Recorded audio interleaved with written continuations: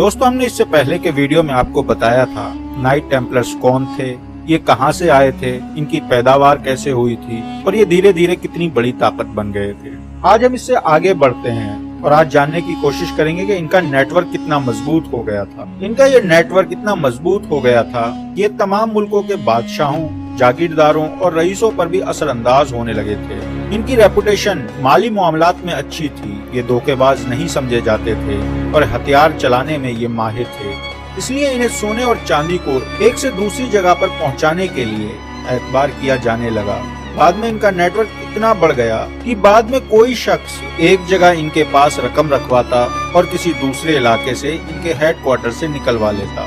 इस रकम को निकलवाने के लिए बस उसे खत दिखाना होता था, जिसे ये लेटर ऑफ क्रेडिट कहते थे। दोस्तों, ये पहली ऐसी सर्विस थी जो इन्होंने अपने मुताबिक बड़ी ही संजीदगी से शुरू की थी, जो नाइट टेम्पलर्स के अलावा अभी तक किसी और ने पेश नहीं की थी। अपनी दौलत और इन्हें मिलने वाले फंड्स की वजह से ये नाइट टेम्पलर जल्द ही इस काबिल हो गए कि वो रियासतों को भी भारी कर्जे दे सकें। ये बात रिकॉर्ड पर मौजूद है कि एक बार में इन्होंने फ्रांस के बादशाह और बरतानिया के बादशाह को भी कर्ज दिया था। अपनी दुनियादारी की वजह से और माली मशवरे देने के लिए भी बादशाहों ने भर्ती किया। इसमें बरतानिया के रिचर्ड्स अव्वल से लेकर फ्रांस के फिलिप्स होर भी शामिल थे। दोस्तों, ये टेम्पलर नाइट्स इतनी इज्जत और दौलत हरगिज इकट्ठी ना कर पाते अगर ये मुकद्दस सरजमीन की हिफाजत के सिलसिले में ये बेहतरीन और मुतासिर खिदमात को अंजाम ना देते। इन्होंने आम हालात के अलावा सलेबी जंगों के दौरान भी मुसलमानों का जमकर मुकाबला किया। ये लोग लड़ने में निहायत ही जंगजू और दिलहर थे। इनके उसूल थे कि मरते दम तक मुकद्दस सरजमीन की हिफाजत करेंगे, मुसलमानों से हर ईसाई की हिफाजत करेंगे, किसी भी लड़ाई में मायूसी इख्तियार नहीं करेंगे जब तक कि एक के मुकाबले में 3 जंगजू ना हो जाएं। साथ ही अगर ये किसी मुसलमान को पकड़ लें, फिदिया बिल्कुल भी कबूल नहीं करेंगे बल्कि उसे कत्ल कर देंगे। कुछ इस तरह के उसूलों ने नाइट टेम्पलर्स को उस वक्त के सेकुलर नाइटों के मुकाबले ज्यादा हैसियत हासिल हो गई, क्योंकि उस वक्त के दूसरे नाइट्स सिर्फ पैसे और नाम के लिए लड़ा करते थे।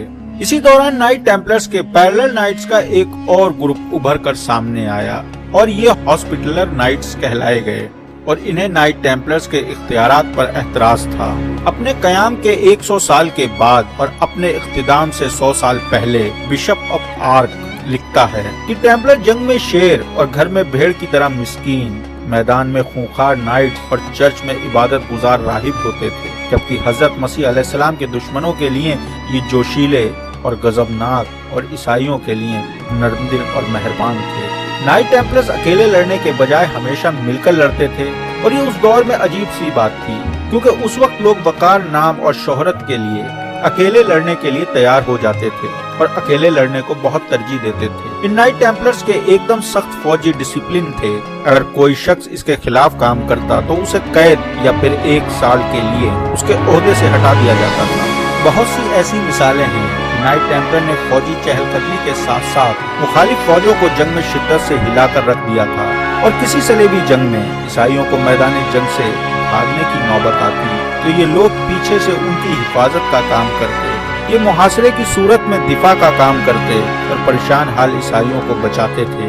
अपनी ताकत के उरूज में ये किलों के एक पूरे सिलसिले को कंट्रोल करते थे, जो अंतातिया से लेकर गजा तक एक ताकतवर सिलसिला था। नाइट टेम्पलर्स को सबसे बड़ा झटका जब लगा जब सुल्तान सलाउद्दीन अय्यूबी ने 1887 में यरूशलेम को आजाद करवा लिया। इसके नताइज जल्द जाहिर ना हुए, मगर मुकद्दस सरजमीन के लिए लड़ने का जज्बा इन लोगों में कम होता गया। यरूशलेम को गंवाने और आइंदा जंगों में हारने के बाद जब इन इलाकों पर इनका कब्जा ना रहा तो इन सलेबियों का अपनी फतह पर यकीन कमजोर पड़ता चला गया। जैसे जैसे इन सलेबियों के हाथों से इनके कब्जे वाले इलाके निकलते चले गए, वैसे वैसे इन लोगों के लिए वसाइल कम होते चले गए और जल्द ही इतने वसाइल ना रहे कि ये मुकद्दस सरजमीन की हिफाजत के लिए काफी होते। मगर ईसाई रियासतों की बकाया बच जाने वाली चौकियों की हिफाजत की जिम्मेदारी इनके कांधों पर आ गई थी और यूं नाइट टेम्पलर मजीद ताकत और हैसियत के मालिक बन गए। मगर अब दौर आ गया था कि इनके तमाम वसाइल मिलकर भी इतने काफी न थे कि मुकद्दस सरजमीन को दोबारा छुड़ाने पर जो खर्च आ रहे थे वो पूरे होते। इसके अलावा उभरती हुई ममलूक सल्तनत भी शाम के इलाके से इन्हें निकालने के लिए काफी थी और इनके खिलाफ भरपूर कार्रवाइयां कर रही थी। फिलिस्तीन में अपना आखिरी ठिकाना खोने के बाद टेम्पलर्स ने अपना हेडक्वार्टर साइप्रस में ट्रांसफर कर लिया, मगर अब वो मुआशी तौर पर लाचार थे और उसी दौरान किंग फिलिप्स IV, जिसका खजाना उस वक्त खाली था, उसने नाइट टेम्पलर्स की तमाम जायदाद जब्त करने का फैसला लिया और वो अपना ये फैसला पूरा करने के लिए टेम्पलर नाइट्स के साथ बहुत सख्ती से पेश आया और इन पर एक सजाओं का दौर शुरू कर दिया। दोस्तों, आज की किस्त में बस इतना ही। हम अगली किस्त में बात करेंगे कि फिलिप चाहरम ने इनके साथ क्या सलूक किया और इन्होंने फिलिप चाहरम के लिए क्या किया था, कौन सी वो वजहें थी जिसकी वजह से फिलिप चाहरम को गुस्सा आया और इन पर सजाओं का एक दौर मुसल्लत कर दिया। उसने इनको बहुत बुरी तरीके से मारा था, खदेड़ दिया था यूरोप से। तो आज के वीडियो में बस इतना ही। उम्मीद करते हैं आपको हमारा वीडियो पसंद आया हो। अगर वीडियो पसंद आया हो तो वीडियो को लाइक करें, कमेंट करें और दूसरों के साथ शेयर करें ताकि उन लोगों को भी इस बात की जानकारी मिल सके। आज के वीडियो में बस इतना ही। फिर मिलते हैं अगले वीडियो में। तब तक के लिए अपना बहुत सारा ख्याल रखें। अल्लाह हाफिज। अस्सलाम वालेकुम।